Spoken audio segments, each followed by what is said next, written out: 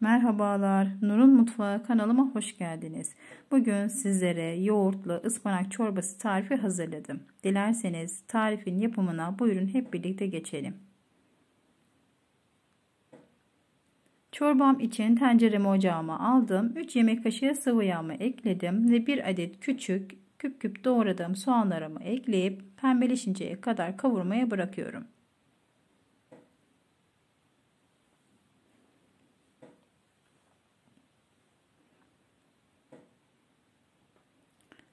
Evet, soğanım pembeleşti. Bu arada içerisine bir adet küçük havucumu rendeledim. Havucumun o güzel turuncu rengi çıkıncaya kadar kavuruyorum. Kesinlikle denemeye değer bir tarif. Eğer siz de farklı tarifler arıyorsanız bunun gibi birçok tarife kanalıma abone olarak ulaşabilirsiniz.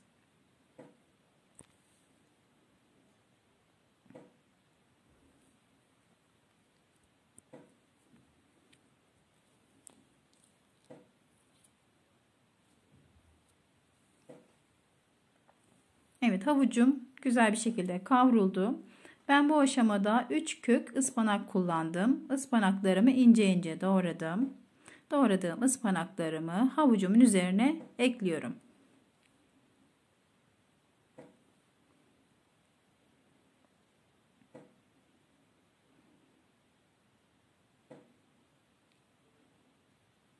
Güzel bir şekilde kavuralım ıspanağımızı havucuyla birlikte.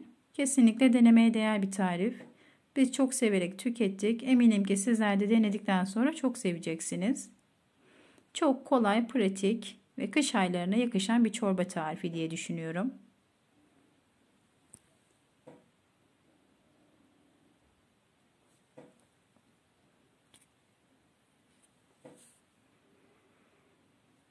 Ispanağımı da güzel bir şekilde kavurduktan sonra bu aşamada 4 su bardağı sıcak su ekliyorum içerisine.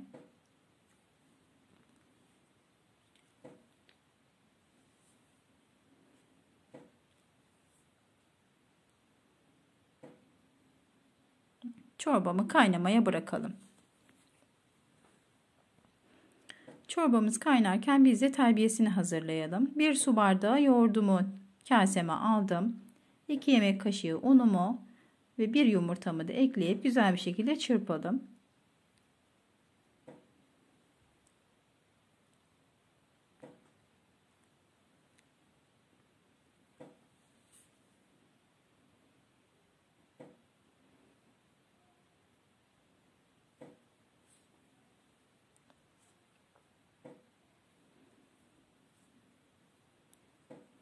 Bu arada çorbam da kaynıyor gördüğünüz gibi. Çok kısa süre içerisinde hazırlanabilecek bir çorba.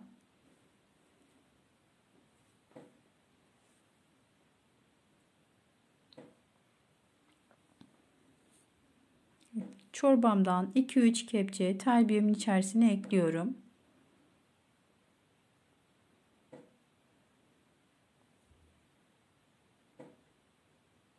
Bu aşama önemli. Direkt içine koyarsak kesilme yapabilir. Kesilme yapmaması için çorbanın sıcak suyundan 2-3 yemek kepçe alıp içerisine ekleyelim.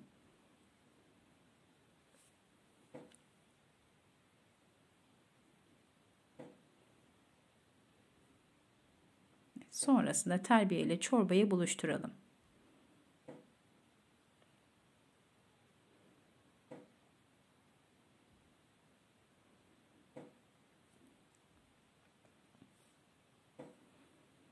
Bu aşamadan sonra sürekli karıştırarak kaynatmanız gerekiyor.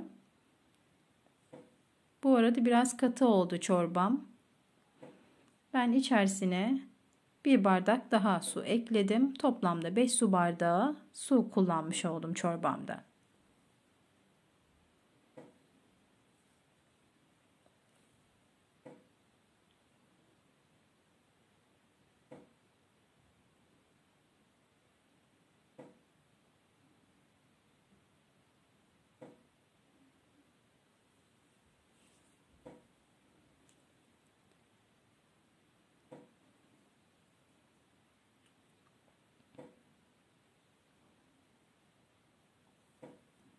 Son olarak tuzunu da ekleyelim.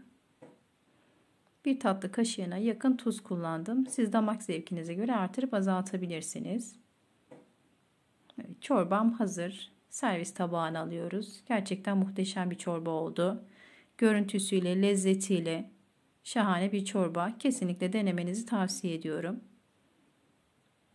Üzerine en son tereyağında erittiğim pul biberimi de ekleyerek servise hazır hale getiriyorum.